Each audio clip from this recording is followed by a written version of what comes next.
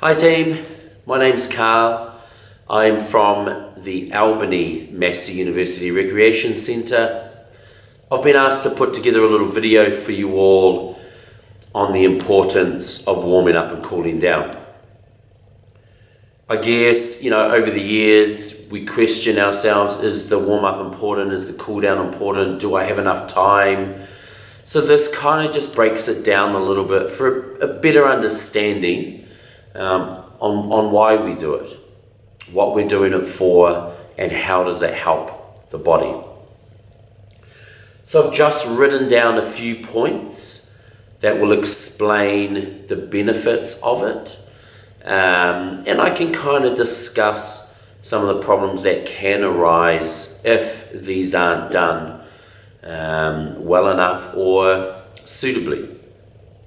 So some of the simple things, warm-ups don't have to be crazy long, all right? The concept, the idea of it is that the muscle becomes more pliable, it's more usable, it creates length, softness to it, suppleness to it, rather than cold muscle where it's hard and rigid and it doesn't bend that well.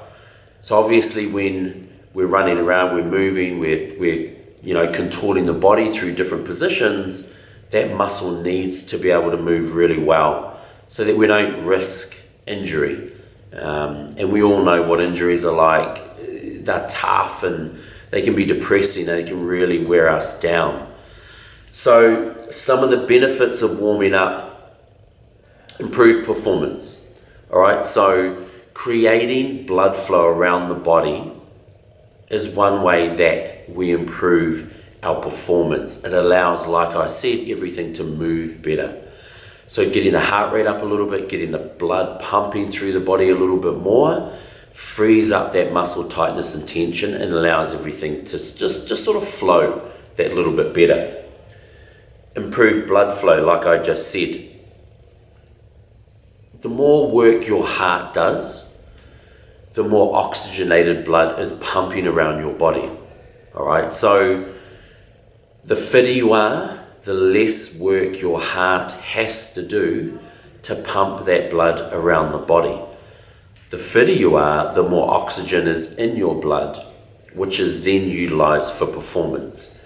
So warming up kickstarts that blood flow to be utilized all the way around the body, through the legs, through the midsection, through the arms, the shoulders, getting that blood moving around the body, even going through the brain to have that stimulation, that activity, to make sure your decisions are sharp, concise, and you're making the right decisions at the right time.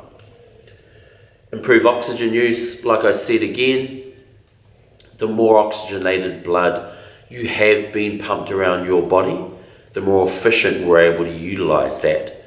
When you're exercising, you definitely need as much oxygenated blood going to the muscles that you're using. They become more efficient. They're able to be used better. There's more blood flow going to it, so it's much more efficient in the way it's used.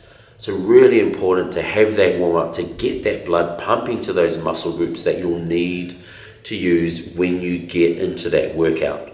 Okay, so really important to make sure we get as much blood rolling into those muscles that you'll need to use. Faster muscle contraction and relaxation. So jumping, shooting, these are all muscle contractions where you need that explosive power or speed or, energy almost in the muscle. It contracts faster when you've got a good amount of blood supply through there from your warm-up. It moves more efficiently, it's more dynamic. For instance, if you were shooting, the contraction would be in the shot, the relaxation of the muscle is in the release of the shot, so the body's able to just sort of recover quicker to be able to be ready to go again, recover again. So these movements, all of this movement and warm-up type work allows these contractions and relaxation to happen that much more effectively and efficiently. Injury prevention, that's pretty straightforward. If we are injured, we can't do anything, or it's limited to what we can do. As I mentioned right at the beginning, if you're not warmed up, there's a higher risk of injuring yourself. The muscle's cold, not as pliable, doesn't move as well. So the risk of tearing or damaging that muscle is higher. So if we keep that blood pumping through the body from our warm-ups, from our movement, that allows us to hopefully lower that risk of injury prevention. Keep the body moving well.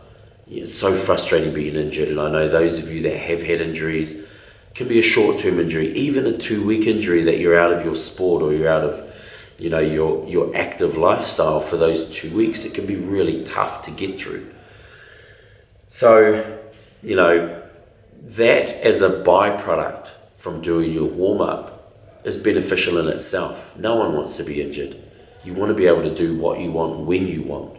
So making sure that you're keeping the body from those risks is really important, I believe, anyway. And the mental preparation. So if you were getting ready for a sport, going through your warm-ups, you've got a game coming up, while you're in these warm-ups, I can guarantee you your mind is on the game, on the sport, on the whatever it is that you're heading into. So it allows your body to heat up, to get ready. But the mental preparation, it gives you that focus, that drive, determination. I know what's coming up. I know what I need to do. Let me get my body ready to go to war, to go to challenging myself as best as I can, pushing myself as hard as I can. I know I can do it. Let's persevere. Let's get to this finish line, all right? So all of these things are benefits of warming up. For some people more than others, if you have injuries, you want to warm these up and get them really ready to go. You don't want to push yourself too far if you're not prepared. But if you're prepared, you might feel ready to, how hard does an athlete push? How far do we get ourselves through? What can we do to outperform the players, the individuals, the teams that we're working against? So all of these things are part of benefits. They're not the only things, but they are a big part of the benefits of warming up. Couple of simple things with cool downs.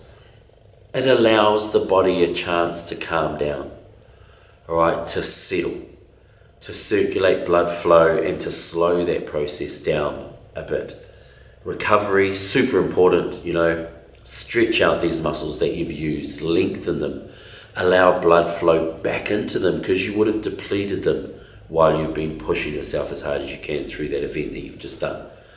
Stretching, great for recovery, as I say, will allow blood flow back into the muscle. And again, creates less of a possibility of injury. DOMS, all right, reduces the feel of DOMS. So DOMS is delayed onset muscle soreness. That tightness, that ache, that pain that you feel after sport or after training, you struggle to walk or your chest is tight or your arms are sore, that is DOMS. So cooling down again allows the body a chance to try and get rid of some of that lactic acid, again stretching and moving and slowing the heart rate down, bringing the blood flow back to normal levels. That allows the body just to come back to stasis, to feel like it's ready to have a day off, to recover well, to be ready for the next event, whether it's training, whether it's back in sport, and again, we run through this cycle. So these are a few tips that I use myself through warming up and cooling down. It is important. It is really important. And I know in this life, we are short of time. Life is precious. Time is precious. Do I have time for these things?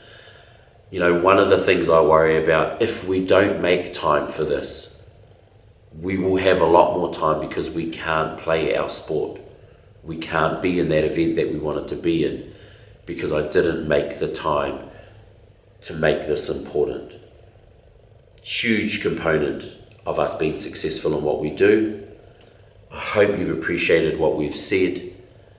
It's all here for you, for everyone, to make themselves a better athlete and better in life in whatever it is that we do.